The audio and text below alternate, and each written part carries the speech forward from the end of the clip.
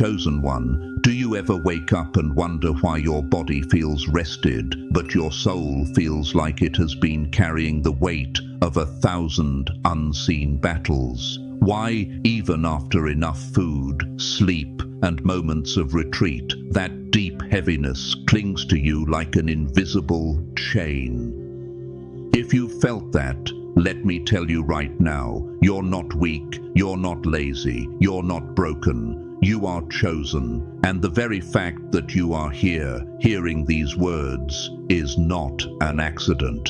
As the book of Jeremiah reminds us, before I formed you in the womb, I knew you. Before you were born, I set you apart. Jeremiah 1:5. That's why you feel different. That's why you feel the pull of something deeper than this world. What you're experiencing isn't just tired muscles or weary eyes. It's the exhaustion of the spirit, the fatigue of carrying light in a world drenched in shadows. And this message? It has found you in divine timing. You see, this message isn't for everyone.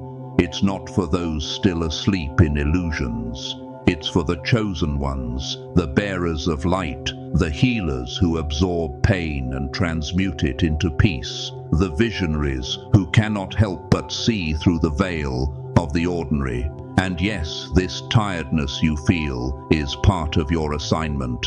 Your soul knows something your mind may have tried to ignore. You were never meant to fit in. You were designed to carry frequencies most people will never recognize. That awareness is sacred, but it's also heavy. Jesus himself said, "Come to me, all you who are weary and burdened, and I will give you rest." Matthew 11:28. That wasn't just poetry. That was a recognition of what chosen ones carry in their bodies, minds, and souls. So listen closely, because right now, what feels like weakness is actually evidence of your strength. That exhaustion is proof that you are living between worlds, 1 foot in the physical and 1 foot in the eternal. You are walking as both flesh and spirit, and that dual existence costs energy. Most people walk unaware, but you, chosen one, have always known too much, felt too much, carried too much. That sensitivity isn't a flaw, it's your gift. The psalmist said, "The Lord is close to the brokenhearted and saves those who are crushed in spirit." Psalm 34:18. You are close to him in ways others may never understand, because your soul vibrates on a frequency that aches for truth, healing, and divine alignment. But here's the part no one talks about. When you shine with that kind of light, you don't just attract those in need of warmth, you also draw the attention of shadows. You've probably noticed it. Strangers unloading their pain on you, friends leaning on you until you're drained, even family expecting your energy without realizing how much you give. This is more than kindness. This is spiritual labor. Without even trying, you're absorbing fear, transmuting anger, calming storms. You are doing what Christ did in his ministry, touching lepers, comforting the grieving, feeding the hungry, not always with bread, but with presence, with love,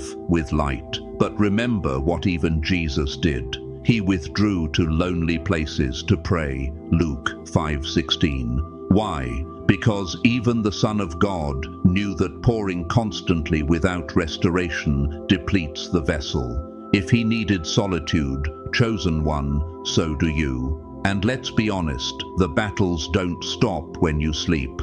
That's why you wake up at 3 a.m. or 4 a.m., heart racing, drenched in dreams that feel more like visions than random stories. Your body lies down, but your spirit does not.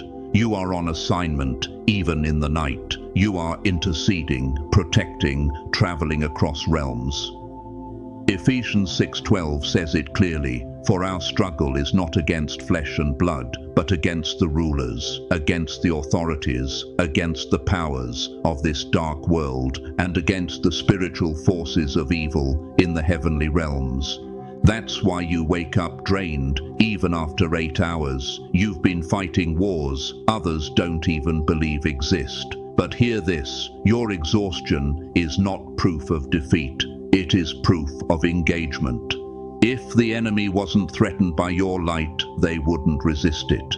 Darkness only pushes back when light rises. And that's why you're being refined through these trials. You're not under attack because you're weak.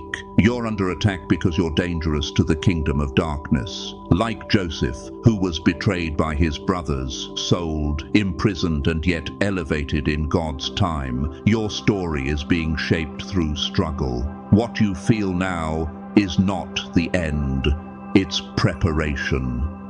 Romans 8:18 reminds us, I consider that our present sufferings are not worth comparing with the glory that will be revealed in us. Chosen one, part of your exhaustion comes from trying to serve 2 masters. The world's demands and your soul's calling. The world screams hustle, productivity, endless striving, but your spirit whispers slow down, breathe, listen, align. You weren't built to race in a system that worships busyness. You were built to walk with divine timing, with rhythm, with purpose. Remember Ecclesiastes 3, to everything there is a season, and a time to every purpose under heaven. The fatigue you feel is your soul crying out against being forced into rhythms that don't belong to you. And when you ignore that voice, your body carries the consequence. This is why stillness is not laziness. Silence is not weakness. Solitude is not abandonment. It is preservation.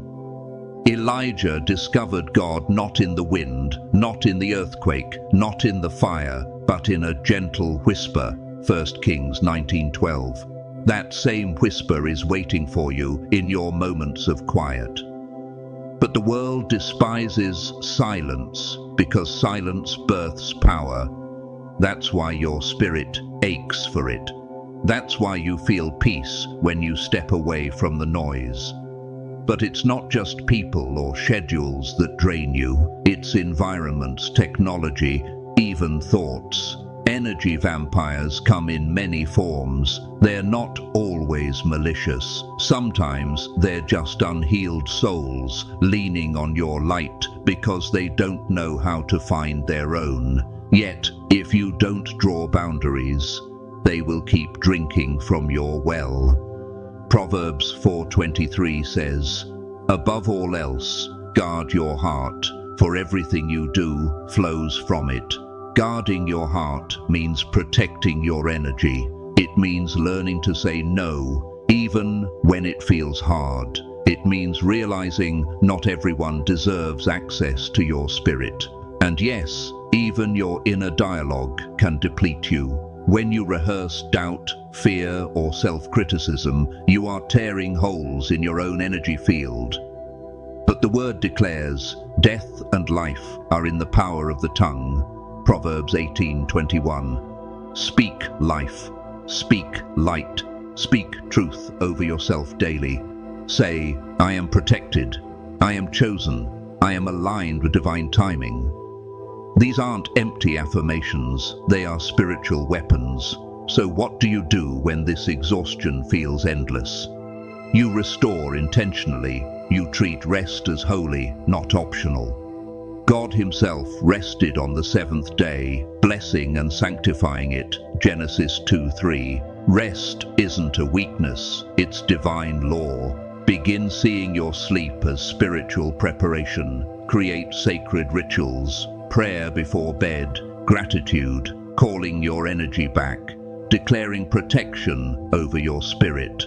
Surround yourself with stillness. Invite the presence of angels.